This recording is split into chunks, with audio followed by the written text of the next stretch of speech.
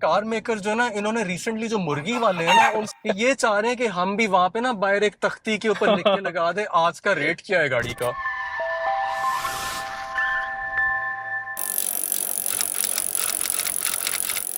मैंने अपनी इमेजिनेशन को टाइम ट्रेवल करवाया है। और ये जो रिव्यू आ रहा है ये 2023 में नहीं आ रहा, ये कुछ साल बाद आ रहा है। अब कुछ साल हो सकता है, 1 साल हो सकता है 10 साल हो।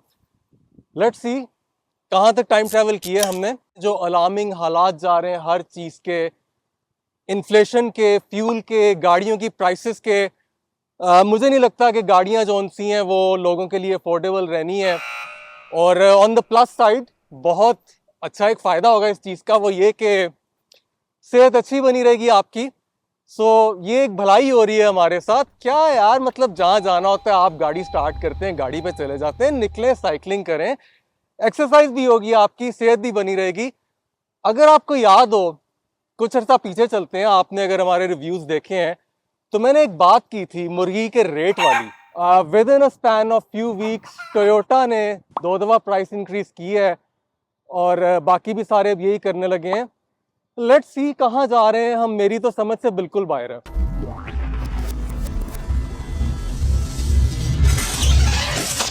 अच्छा, मैं अली को फोन करता हूँ। फोन भी नहीं उठा रहे। पहुंचे नहीं यार अली। पहुंच गया हूँ, पहुंच गया हूँ, किधर रिलैक्स करो। किधर थे इतनी देर? यार मैं लोगों को फ्यूचर दिखा रहा था इनका। हाँ, तो फ्यूचर से ट्रेवल बैक करने मैं में टाइम फ्यूचर लगा। से ट्रेवल बैक करने में, एक तो देखो जो फ्यूचर था वो भी स्लो था गाड़ियों के कंपैरिजन में, क्योंकि जो फ्यूचर है वो एक साइकिल थी। हाँ, और बाकी टाइम ट्रैवल जो वापसी का था उसमें भी थोड़ा सा एक ग्लिच आ गया था, बिजली चली गई थी बीच में। तो टाइम मशीन रुक गई थी उस ड्यूरेशन के अंदर। बिल्कुल। आई थिंक अभी व्यूअर्स को हम थोड़ा बता ही देते हैं कि जो वीडियो है इसका मेन मकसद क्या है। ऑब्वियसली आपको इंट्रो से अंदाज़ा हो गया होगा कि जो पाकिस्तान में गाड़ियों की कीमतें हैं वो अब इतनी ज़्यादा बढ़ चुकी हुई हैं कि मुझे तो यही समझ आती है कि अब आप आहिस्ता आहिस्ता साइकिल, बाइक, उन्हीं चीज़ों पे ही आएंगे, क्योंकि अब गाड़ी, स्पेशली न्यू कार लेना तो बहुत ही अब मुश्किल होता जा रहा है। सो आज की वीडियो शुरू करने से पहले हम आप सब लोगों को अर्ज करेंगे कि इस चैनल को सब्सक्राइब करें, ताकि हम आगे भी आप लोगों के लिए ऐसे वीडियोस लाते रहें। और ऑब्वियसली कार रिव्यूज से तो हम पहले भी बनाते रहे हैं, वो भी आगे बनते रहेंगे। तो जस्ट मेक श्योर कि आपने इस चैनल को सब्सक्राइब करना है। यार एक्चुअली लास्ट जो प्राइस इंक्रीज टोयोटा ने किया था that was hardly I think around 2 weeks ago. और दूसरा प्राइस रिवीजन साथ ही फॉरन आई थिंक कोई अराउंड एवरेज 5 लाख का पहले हुआ था और दोबारा भी इतना ही हुआ है। मेरी तो बिल्कुल ही समझ से बाहर है कि ये हो क्या रहा है। शायद अगर मैं एग्जैक्टली 5-6 साल पीछे जाऊं तो फॉर्च्यूनर की ये जो करंट जनरेशन चल रही है, जब ये लॉन्च हुई थी, मेरे पास जो गाड़ी थी दैट वाज 2.7 पेट्रोल वेरिएंट था, उसका एक ही वेरिएंट लॉन्च हुआ था। उसकी इनवॉइस थी 5249 एक्स फैक्ट्री। और आज ये जो इनवॉइस है वो BRV की है। सिमिलरली सेविक 10 जनरेशन जो थी, इसके बेस मॉडल की जो प्राइस थी, जिसको लोग हार्ड टॉप कहते हैं, नॉन ओरियल, उस प्राइस के अंदर अब ऑल्टो आ रही है। यार I mean just in a span of 5 years इतना शिफ्ट, इतना ज्यादा शिफ्ट, ये अनबिलीवेबल है वैसे। बिल्कुल, इसमें बहुत ज़्यादा हाथ तो खैर हमारे मुल्क की इकोनॉमी का भी है कि रुपी जो है वो कॉन्टीन्यूसली डी वैल्यू ही हुई जा रहा है, और डॉलर जो है वो रुकने का नाम नहीं ले रहा। लेकिन आई थिंक जब तक पाकिस्तान के हालात बेहतर नहीं होते तब तक तो कीमतें ज़्यादा ही होती रहेंगी। तो लेट्स सी कि क्या बनता है। आप अगर मार्केट में जा रहे हो, आप टोयोटा के शोरूम पे जाके आप 6 लाख, 7 लाख, 8 लाख ऑन लिटरली फेंक रहे हो करोला जैसी गाड़ी पे, तो कंपनी को पता है कि यार यू कैन अफोर्ड इट, वो क्यों ना प्राइस बढ़ाएं अपनी। अच्छा, अगर आप कंपैरिजन करते हो डॉलर का, या आप कंपैरिजन करते हो कि पाक रुपए की डेप्रिसिएशन क्या हुई है, तो लेट्स से डॉलर में अगर इंक्रीज 35% आया इन कंपैरिजन, प्राइसेस जो सी हैं वो उनमें इंक्रीज 50% आया है। ये जो 15% का गैप है, ये क्यों है? ये हम लोगों की वजह से है। और सेकंड, इसमें बहुत हद तक मेरी ये ओपिनियन है, ये मेरी ऑब्जर्वेशन है, मैं गलत हो सकता हूँ।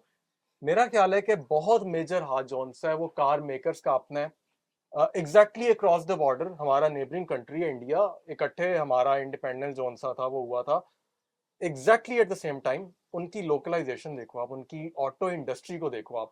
और हमारे यहाँ पे पार्ट्स मंगवाते हैं, असेंबल करते हैं। यार अगर आपने असेंबली ही करनी है तो फिर आपको ये फैक्ट्रियां लगाने का क्या फायदा? बिल्कुल। आप लोकलाइजेशन नहीं कर रहे, आप उसकी वजह से आपको लोकल इंडस्ट्री के अंदर जो एम्प्लॉयमेंट मिलती है वो अपॉर्चुनिटी नहीं है। प्योर लालच के अंदर, easy way out, lazy, absolutely सुस्त, जिंदगी में आसानी के जी बस पार्ट्स मंगवा के असेंबल करते जाओ, प्राइसेस बढ़ाते जाओ, लोगों से डॉलर का कंपैरिजन जोन से है वो लेते जाओ।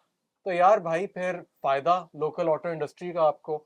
मेरे बस में हो तो मैं अप टू 10 ईयर्स पुरानी जो गाड़ी है ना, 1800 सीसी 2000 सीसी, उसकी भी इंपोर्ट खोल दूं, देखो वो गाड़ी जब वहां से चलती है ना, उसकी जो बाइंग प्राइस है वो सीकेडी से भी बहुत कम पड़ेगी। और ये भी जो प्रॉब्लम है आपको फॉरेक्स वाला, ये भी रिजॉल्व होता है काफी हद तक। लोकल मैन्युफैक्चरर सिर्फ ये कुछ इसलिए कर रहे हैं because they can do it. Toyota ने तो 2 दफ़ा अपनी गाड़ियों की कीमतें बढ़ा ली हैं, लेकिन अगर हम किया और पर्जियो पाकिस्तान को देखें तो उन्होंने तो बुकिंग्स को ही सस्पेंड कर दिया है। तो इस सिचुएशन में जहां पे पहले इन्होंने प्राइस लॉक की आपको एक ऑप्शन दी थी कि कस्टमर्स जो है प्राइस लॉक कर सकते हैं फुल पेमेंट पे, अब वो भी अवेलेबल नहीं है एज ऑफ टुडे। आप अगर अभी कोई गाड़ी बुक करवाना चाहते हैं किया या पर्जियो की, तो वो बुकिंग नहीं ले रहे। तो अब यही इस चीज़ का इंडिकेटर है कि अनकरीब हमें ये भी नज़र आएगा कि वो भी अपनी गाड़ियों की कीमतें बढ़ाएंगे। एज ए सेड कि ये फ़िलहाल तो मुझे कंट्रोल होती हुई चीज़ नज़र नहीं आ रही। एनीवे अब थोड़ी सी और भी डिस्कशन करते हैं गाड़ियों के बारे में। एक गाड़ी हम लोगों ने लास्ट ईयर में Hyundai सोनाटा को कार ऑफ द ईयर भी कहा था, और उसके बाद कुछ लोग जिन्होंने गाड़ियां खरीदी हैं they reached out to us और उन्होंने स्पेसिफिकली मेंशन किया है कि सोनाटा की जो लिम्प मोड का इशू है वो बहुत कॉमन होता जा रहा है। और इसमें ज़्यादा अलार्मिंग बात यह है कि जो कंपनी का एटीट्यूड है वो यही है कि थ्रॉटल बॉडी को आप सर्विस ज़्यादा फ्रीक्वेंटली करवाएं। और ये भी लोग कह रहे हैं कि कंपनी बिल्कुल भी कस्टमर्स को अकोमोडेट नहीं कर रही है। इवन जो ये लिम्प मोड में गाड़ियां जा रही हैं उनके सर्विस चार्जेस भी कस्टमर को ही पे करने पड़ रहे हैं, रिगार्डलेस अगर आपकी गाड़ी कंपनी मेंटेन्ड है या नहीं है। और फिर एक इसमें ये भी चीज़ क्लियर कर देते हैं कि ये जो लिम्प मोड है ये थ्रॉटल बॉडी के साथ साथ ईसीयू के साथ भी लिंक्ड है, क्योंकि आप जब तक इसके कंप्यूटर के थ्रू उसको रीसेट नहीं करते हैं गाड़ी आपकी 15 किलोमीटर पर आवर की स्पीड से ऊपर नहीं जाती है। लेट्स अज्यूम कि कोई बंदा अपनी फैमिली के साथ बच्चों के साथ नॉर्दर्न एरियाज गया हुआ है हम्म। और वहां जाके उसकी गाड़ी लिम्प मोड में घुस जाती है, तो वो क्या करेगा? मतलब this is absolutely not at all acceptable. बिल्कुल। अच्छा, तो अब आई थिंक हम लोगों को ये भी डिस्कस करना चाहिए कि सिंस अभी जनवरी है 2023 का, तो 2023 में कौन सी नई गाड़ियां एक्सपेक्टेड हैं? यार एक तो जो गाड़ी सबसे ज्यादा हर सोशल मीडिया प्लेटफॉर्म ने जिसको पकड़ा हुआ है वो किया स्टिंगर, और किया की जो नीरो ईवी है, वो लोग कह रहे हैं जी वो आ रही है। अच्छा मुझे लगता है कि वो it's more of a marketing campaign. वो सेल्स ड्रॉप हुई हैं of course her car manufacturer की इन दीज एब्सर्ड प्राइसेस, तो वो उन्होंने लोगों को किया का नाम दोबारा याद कराने के लिए एक मार्केटिंग कैंपेन चलाई हुई है। और ये आपको याद होगा पहले भी ये स्टिंगर लेके पाकिस्तान के टूर पे निकले थे। यस। तो मुझे नहीं लग रहा कि वो गाड़ी एज सच आ रही है, या फिर वो अभी रिसर्च कर रहे हैं। लेट्स सी, बट गाड़ी वो मेरी नजर में एक्सपेक्टेड नहीं है। मेरा भी यही ख्याल है। अच्छा एक जो मुझे उड़ती उड़ती खबर और मिली है वो Hyundai की तरफ से है। आई डोंट नो ये किस हद तक सच है किस हद तक नहीं है। वो Hyundai सेंटा फे की है विच इज अ 7 सीटर, और सोरेंटो वाली कैटेगरी है इसकी। It's definitely not full on SUV like Fortuner. तो लेट्स सी सेंटा फे इस साल आती है कि नहीं, अगर आई तो प्रोबेबली इसी साल आएगी। और दूसरी जो खबर है वो होंडा HRV को लेके है कि इसका फीडबैक जो मिला है कंपनी को अपेरेंटली वो कोई बहुत अच्छा नहीं मिला because of lack of features. तो वो लोग शायद सोच रहे हैं कि इसका एक हाइब्रिड वेरिएंट जो है HEV बाहर भी आता है वो लेके आए with a lot of features. तो लेट्स सी कि वो इस साल आती है कि नहीं आती, बट जहाँ तक मुझे पता है इन्हीं दो गाड़ियों का पता है। मुझे भी यही लगता है, क्योंकि अभी जो हम लोगों ने जितने भी बाकी लोगों के साथ जो कार इंडस्ट्री से एफिलिएटेड हैं डिस्कशंस की हैं, और कोई बंदा भी इस टाइम पे ज़्यादा ऑप्टिमिस्टिक नहीं है पाकिस्तानी कार मार्केट को लेके।